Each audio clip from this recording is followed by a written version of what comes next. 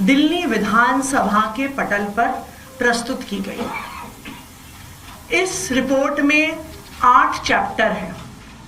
उस 8 चैप्टर में से पहले 7 चैप्टर 2017 से 2021 के दौरान जो दिल्ली की ओल्ड एक्साइज पॉलिसी थी उसकी ऑडिट रिपोर्ट है, उस पॉलिसी की खामियां हैं, उस पॉलिसी में क्या क्या करप्ट प्रैक्टिसेस थी उनको उजागर किया गया है। और एक चैप्टर जो दिल्ली सरकार द्वारा लाई गई न्यू एक्साइज पॉलिसी थी उस पर है।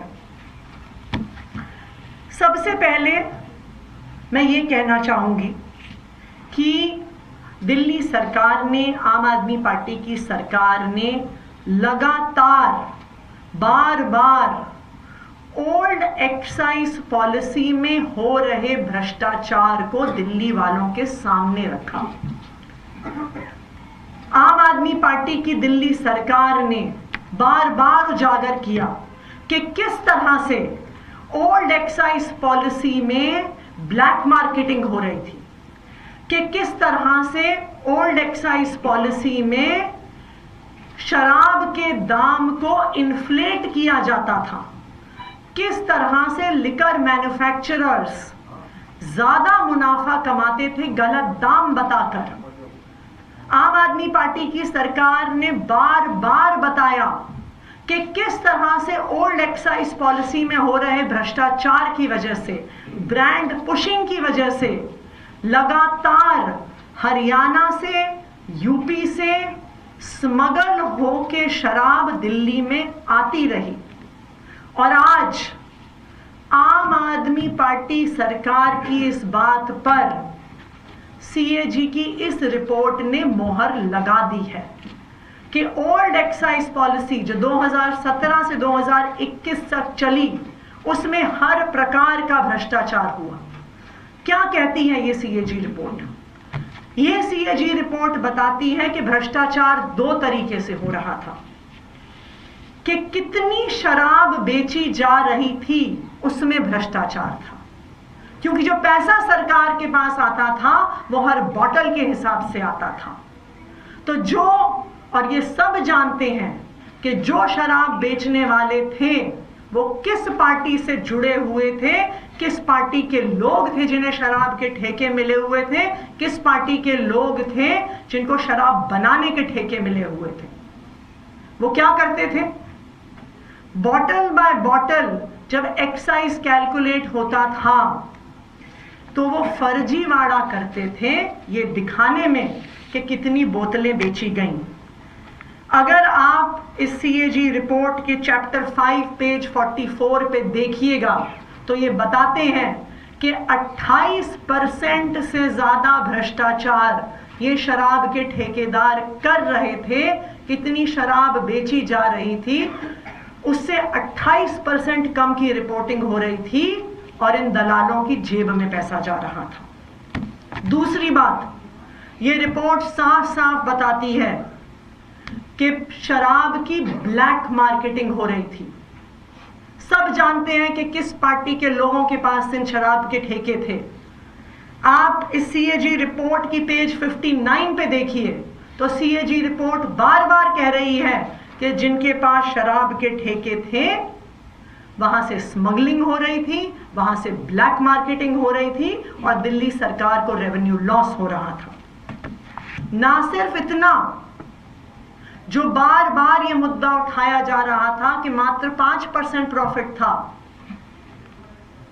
ये सीएजी रिपोर्ट ये दिखाती है 7वीं में पढ़ने वाले बच्चे को भी पता है कि प्रॉफिट परसेंटेज कैसे कैलकुलेट होता है। Selling price minus cost price के आधार पर प्रॉफिट कैलकुलेट होता है।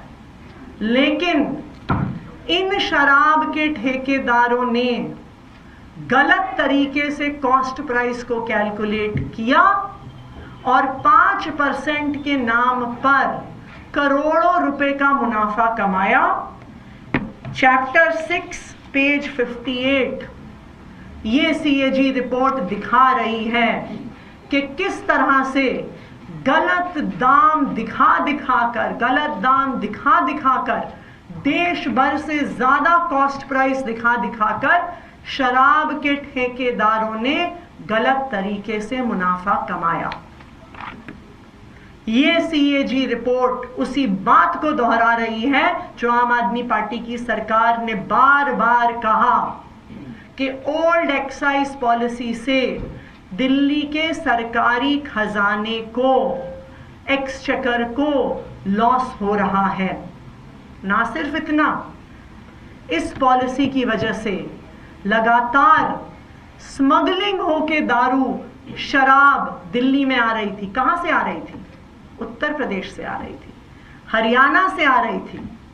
सब जानते हैं कि किस पार्टी की सरकार वहां पे है और उस स्मगलिंग से किसको फायदा हो रहा था। तो आज सीएजी की रिपोर्ट ने इस बात को साबित कर दिया है कि आम आदमी पार्टी की सरकार ने ओल्ड एक्साइज पॉलिसी को हटाकर सही फैसला लिया।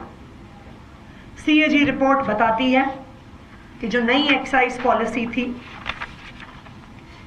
इंक्रीज्ड ट्रांसपेरेंसी थी उसमें ब्लैक मार्केट सेल्स को कर्ब करने के तरीके थे और उसमें दिल्ली सरकार के रेवेन्यू को बढ़ाने के तरीके थे। ये मैं नहीं कह रही हूं, आज मैं तो कई सालों से कह रही हूं, लेकिन आज सीएजी रिपोर्ट बता रही है अपने 8वें चैप्टर में कि जो न्यू एक्साइज पॉलिसी 2021 में दिल्ली सरकार, आम आदमी पार्टी की सरकार लेके आई, उस एक्साइज पॉलिसी के माध्यम से दिल्ली सरकार का खजाना बढ़ना चाहिए था। उस पॉलिसी में ट्रांसपेरेंसी थी, उस पॉलिसी में स्मगलिंग रोकने के तरीके थे, उस पॉलिसी में ब्लैक मार्केटिंग रोकने के तरीके थे।